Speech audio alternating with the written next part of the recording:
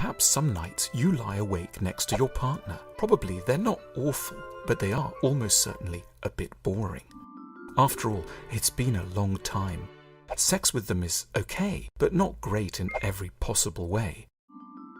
There's something so special about undressing someone for the first time, feeling their excitement in your hands and hearing them say rude words to you in lust. But you don't want to give up the relationship you're already in, which is pretty good in some key ways. Maybe you've got children or a joint home you've put a lot of work into. You don't want to lose everything. You just want to enjoy a few new scenarios. At such points, like many people, you think, what about polyamory? And you feel quite brave and adventurous for going this far. Part of the problem is that polyamory sounds so plausible, an ideal way out of our society's collective hypocrisy around sexual desire. Maybe you know someone from the tennis club who's said to be into polyamory. They seem normal, very sane, and extremely cheerful. There was an article in a magazine describing how polyamory is becoming fashionable in Paris and is gaining popularity in Vancouver. Apparently, plenty of others manage it. Why shouldn't you? Polyamory looks like it could be, as its advocates suggest, the future of relationships in general, and more urgently, of yours in particular. Like many aspects of existence, polyamory is convincing in principle. Big, general ideas usually are. To take another example, in principle, many people feel it would be nicer to give up on the rat race in the city and relocate to the countryside. It's healthier, housing costs are lower, you'll be able to grow vegetables and reconnect with nature. Or, to take an example from politics, in principle, many people feel that direct democracy, with referenda every weekend to determine every decision, sounds like a great idea. We'd finally get the kind of government we want. It happens in Switzerland, so it's obviously possible, and technology has made it much more possible to organize. But the problem with principles is that they are perilously prone to leave out the details, which is where the problems are located. They encourage us to forget that if we move to the country, we'll be hampered in our plans to order sushi at short notice. The neighbour's tractor will wake us up at 5:30. Things will be surprisingly expensive, and we'll have a terrible sense of being left out of the party.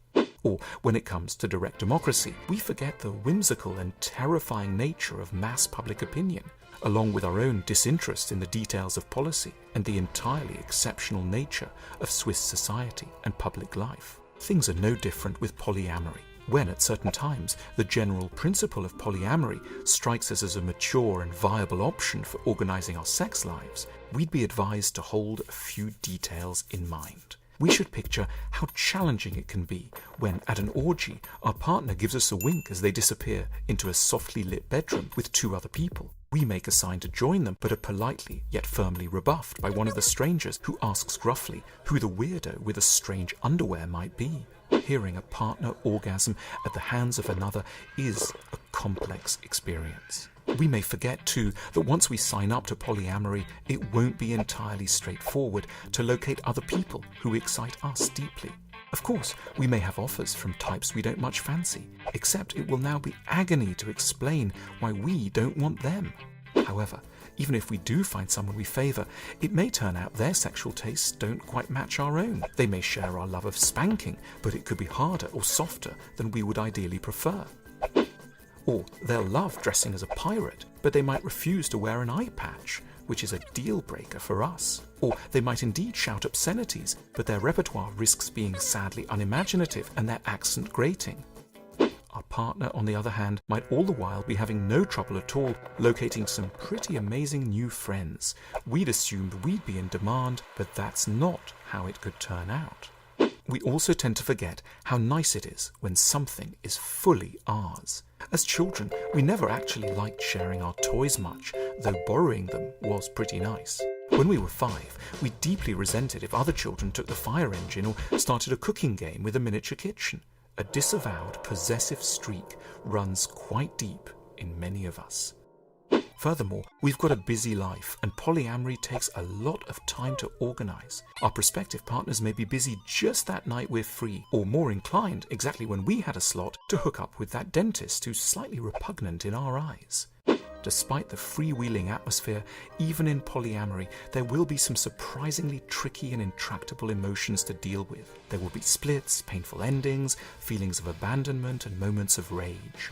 we'll be exposed to the inner tribulations of a great many people rather than just those of a single, well-charted spouse. Certain partners will burst into uncontrollable sobs and talk urgently of their mothers when all we were looking for was a rapid sexual thrill. Others will, as we stand at the bedside with a whip or a mask, accuse us of selfishness, pretend to read a magazine, and refuse to explain what's wrong.